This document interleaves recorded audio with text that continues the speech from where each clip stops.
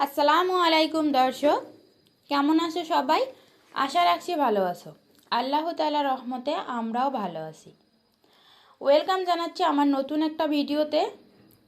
আশা রাখছি ভিডিওটা একটু হলেও ভালো লাগবে। আর যদি ভালো লেগে থাকে ভিডিওটাতে একটা লাইক করবেন আর চ্যানেলটি সাবস্ক্রাইব করে পুরো ভিডিওটা দেখে আমাকে একটু উপকৃত করবেন।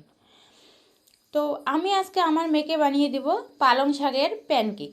তো তার জন্য নিয়েছি প্রথমে একটা মুরগির ডিম। আর ডিমটা যদি তোমাদের ফ্রিজে রাখা থাকে তাহলে আধা ঘন্টা আগে ফ্রিজ থেকে বের করে নর্মালে রেখে দিবে।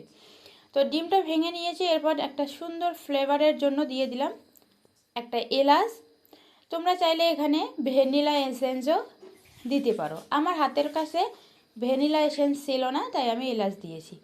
এবার আমার হাতের 1 মুঠ পরিমাণে পালং শাক নিয়েছি, সেটাকে আমি ভালো করে কুচনো করে কেটে নিয়েছি, আবার ভালো করে ধুয়ে নিয়েছি।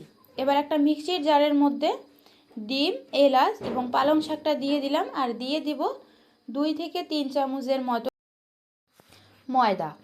এখানে অবশ্যই ময়দাটাই দিতে হবে, তবেই পালং শাকের প্যানকেকটা সুন্দর হবে। এবার হাফ কাপ পরিমাণে দিয়ে দিলাম গরুর দুধ। দুধটা আমি আগে থেকেই গরম করে দেন ঠান্ডা করে নিয়েছি। এখন মিক্সির জারে দিয়ে মিক্সচারটা একটু চালিয়ে এগুলোকে পেস্ট করে নেব এবং তোমাদেরকে দেখিয়ে দিচ্ছি এরকম ঘনত্বে রেখেছি। এবার এই পর্যায়ে আমি দিয়ে দিব সামান্য পরিমাণে লবণ এবং অল্প পরিমাণে বেকিং পাউডার। এখন এখানে সামান্য একটু মিষ্টি হওয়ার জন্য দিয়ে দিলাম অল্প পরিমাণে তাল মিশ্রি। এখন এটাকে ঢাকনা বন্ধ করে আবার একটু মিক্সচারে পেস্ট করে নেব। তোমরা চাইলে এখানে চিনি ব্যবহার করতে পারো, তবে যেহেতু বাচ্চাদের ক্ষেত্রে খাবারটা বানাচ্ছি তাই তাদেরকে চিনি না দিয়ে মিশ্রি দেওয়াটাই ভালো। আমি এটাকে এরকম ঘনত্বে রেখেছি, তোমাদেরকে দেখিয়ে দিচ্ছি।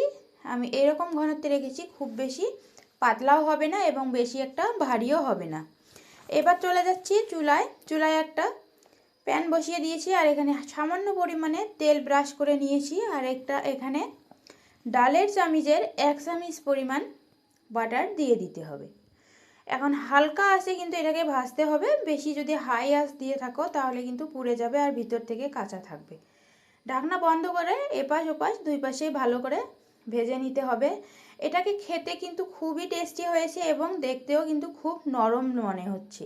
এটা যখন বাড়িতে বানাবে তখনই বুঝতে পারবে কতটা নরম, সফট, খেতে খুব সুন্দর। দেখে কিন্তু মনে হচ্ছে পুড়ে গেছে, কিন্তু না, পুড়ে যায়নি। এটা খেতে খুব সুন্দর হয়েছে আর এটার কালারটাই এরকম হয়েছে। বাচ্চাদেরকে নিয়মিত পালং শাক খেলে কিন্তু স্মৃতিশক্তি বৃদ্ধি পায়। পালং শাকে থাকে উচ্চ মাত্রায় বিটা ক্যারোটিন, পালং শাকে থাকে উচ্চ মাত্রায় ম্যাগনেসিয়াম। বাচ্চাদের ত্বক সৌন্দর্য বৃদ্ধি করতেও অনেকটাই হেল্প করে পালং শাক।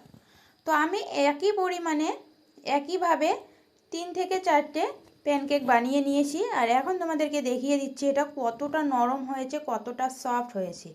বাচ্চাদেরকে প্রধান খাবারের পাশাপাশি এই বিকালে যদি প্যানকেকটা বানিয়ে খাওয়াতে পারেন, আশা রাখছি বাচ্চাদের সারাদিনের পুষ্টির চাহিদা পূরণ হয়ে যাবে। এখানে একটা ডিম রয়েছে, এখানে গরুর দুধ রয়েছে, আবার পালং শাক রয়েছে। পালং শাকের তো পুষ্টিগুণের কোনো তুলনাই হয় না। তো ঠিক আছে বন্ধুরা, আজকে এখানেই শেষ করছি। দেখা হচ্ছে পরের ভিডিওতে। ভালো থাকবেন, সুস্থ থাকবেন। যারা চ্যানেলটি এখনও সাবস্ক্রাইব করেননি তাদেরকে সাবস্ক্রাইব করার অনুরোধ রইল। আর ভিডিওটা থেকে যাওয়ার আগে সুন্দর একটা কমেন্ট করে যাওয়ার রিকোয়েস্ট করছি। পুরো ভিডিওটা দেখে আমাকে উপকৃত করার জন্য ধন্যবাদ। আশা রাখছি পরের ভিডিওতে দেখা হবে তোমাদের সাথে।